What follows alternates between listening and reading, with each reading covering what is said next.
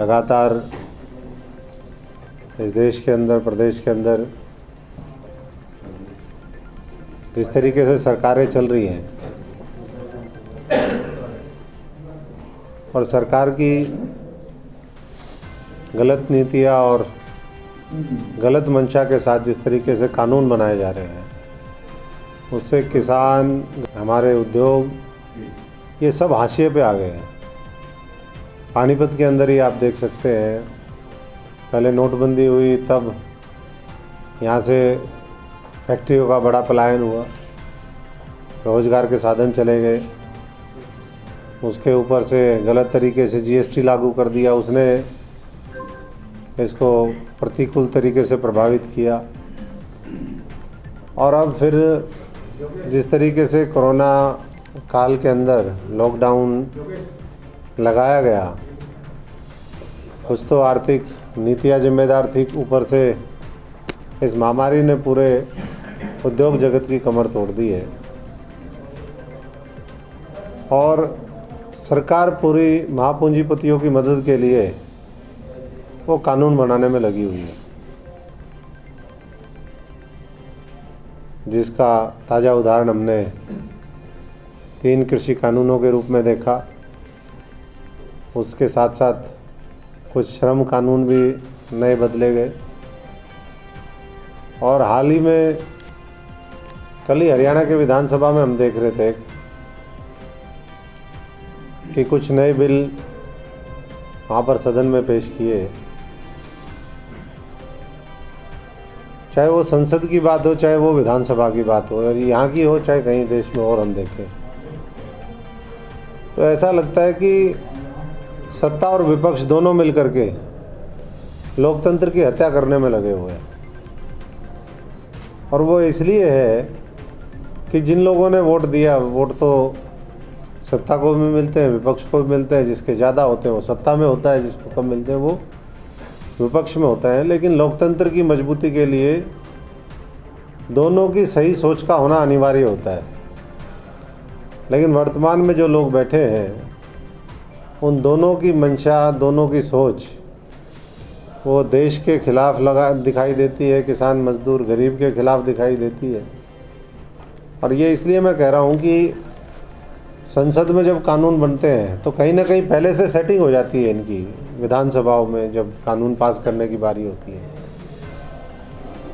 कि हम कानून पेश करेंगे, बिल पेश करेंगे और आप सदन से बाहर निकल जाना। यही 3 कृषि कानूनों में कांग्रेस पार्टी ने और दूसरे दलों ने वो 2 महीने पहले किया। और कल भी यही देखने को मिला वहाँ हरियाणा की विधानसभा में कि जब चीज़ों का विरोध होना चाहिए, डिबेट डिस्कशन के लिए वहाँ पर लोगों ने भेजा है इन दोनों को ही कि मिलजुल करके अच्छे कानून बनाए, पर मिलजुल करके बना नहीं रहे और जिसकी जो जिम्मेदारी है वो अच्छी तरीके से उसका निर्वहन नहीं कर रहा।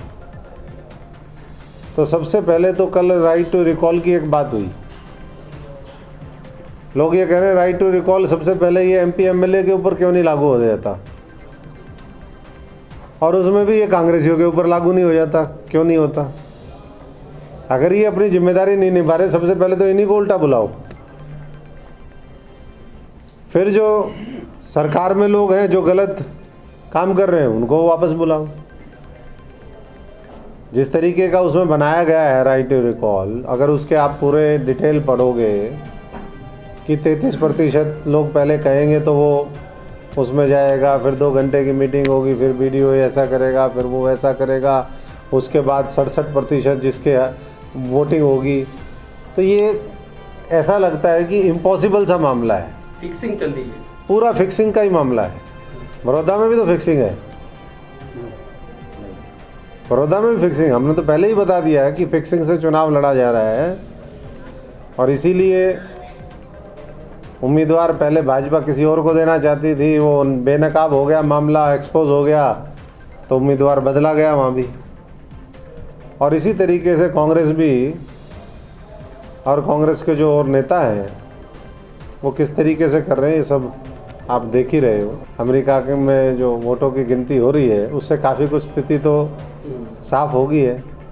मोदी के अमेरिकी विदेशी मित्र तो साफ हो गए हैं, और मोदी जी के जो देसी मित्र हैं, जो कांग्रेस और अन्य दलों में हैं, हरियाणा में भी कुछ उनके मित्र हैं, उनका भी जल्दी सफाया वो जनता करेगी। क्योंकि जब इस तरीके का लोग काम करते हैं, जनता के हितों की अनदेखी की जाती है, तो उनका हिसाब जनता लेती है समय पर अपने तरीके से। अभी साथी हमारे आए हुए हैं ग्रुप डी वाले, आज कर्मचारी हर वर्ग दुखी है, जगह जगह कर्मचारियों की हड़ताल चल रही है या अपनी मांगों को लेकर के वो लड़ाई लड़ रहे हैं। अभी जो खेल कोटे से 1518 ग्रुप डी की भर्तियां हुई थी, वो अब उनके ऊपर तलवार लटकी हुई है, उनको हटाने की बात चल रही है। पहले भी इस तरीके से गेस्ट टीचरों के साथ किया गया, फिर और बहुत से दूसरे विभागों में भी इसी तरीके से हटाने की बात चलती रही, पीटीआई हटाए गए। तो पहली बात तो ये सरकार लेती क्यों है अगर इस तरीके से इनको करना होता है, और जब करना होता है तो दबाव में या किसी न किसी कारण से कर देते हैं, फिर उसके बाद खुद ही कोर्ट में जा कर के इनके खिलाफ़ करने का काम करते हैं। तो हम तो इन सब साथियों के समर्थन में हैं कि एक तरफ वैसे ही रोज़गार नहीं है, दूसरी तरफ जहाँ रोज़गार हैं उनको ये सरकार छीनने का काम कर रही है, पूरी तरीके से अनुचित है। और हम घोटाले पे घोटाले देख रहे हैं, कहीं माइनिंग घोटाला है, कभी शराब घोटाला है, अभी अवैध शराब से पानीपत, सोनीपत और इन ज़िलों में 40 लोग मारे गए। हमारी संवेदनाएं हैं उनके परिवारों के साथ, क्योंकि इस तरीके से पूरी घटना हुई। और जो सरकार है वो पूरे तरीके से इन शराब माफियाओं को संरक्षण देने का काम कर रही है। आज तक उनके ऊपर कोई कार्रवाई नहीं हुई। कभी एसआईटी गठित कर देते हैं, कभी कोई कहता है इसकी सीबीआई इंक्वायरी होनी चाहिए, कहीं रजिस्ट्री घोटालों की बात हो रही है। और कांग्रेस पार्टी सिर्फ लिपापोती कर रही है। लिपापोती से काम चलने वाला नहीं है, संघर्ष की आवश्यकता है, तय तक जाने की मामले हैं। पहले तो अशोक तंवर ने 5 साल 8 महीने विपक्ष की अकेले भूमिका निभाई थी, तो अब कम से कम जो लोग पदों पे बैठे हैं उनको अब तो निकलना चाहिए। कब तक एसी में बैठे रहोगे? कब तक वो हज़ारों करोड़ रुपए जो घपले घोटाले के कमाए हैं उनके सारे ऐश करोगे? अब तो आओ मैदान में। और वो लोग तो अभी भी स्थापित है मुख्य धारा में, वो लोग अभी भी नहीं। मुख्य धारा कौन सी मुख्य धारा? स्थापित तो जनता ने तो सबक सिखा दिया और आगे और सिखाएगी। ये तो संघर्ष इन साथियों का था सबका, इनमें से किसी को भी मिलता मौका, लोग तो भारतीय जनता पार्टी को उखाड़ फेंकना चाहते थे। अशोक तंवर ने दिल्ली से पॉलिटिक्स शुरू की। स्टूडेंट लाइफ, यूथ मूवमेंट, तो सारे पद वहाँ रहे, लेकिन हरियाणा के गांव से, ज़मीन से संबंध हमारा है, तो उतना ही हमारा संघर्ष जीवन भर यहाँ भी चलता रहा। आज करीबन 2.5-3 दशक हो गए, तो ये लड़ाई पहले भी जारी थी। देश में भी काम किया, प्रदेश में भी काम किया, आगे भी इसी तरीके से करेंगे। और इस हरियाणा को और देश को बचाने के लिए जो भी हम कर सकते होंगे वो हमारा निरंतर प्रयास जारी रहेगा, और उसी की रूपरेखा बनाने में लगे हुए हैं। सब साथियों से चर्चा कर रहे हैं। साथी और हरियाणा की जनता ये मानती है कि बीजेपी और कांग्रेस दोनों के अलावा लोग विकल्प की तलाश में हैं।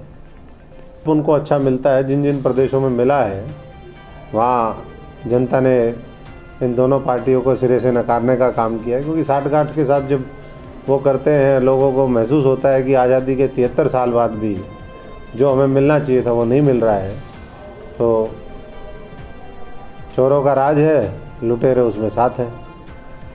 तो चोर लुटेरे मिल कर के इस देश को खोखला करने में लगे हुए हैं।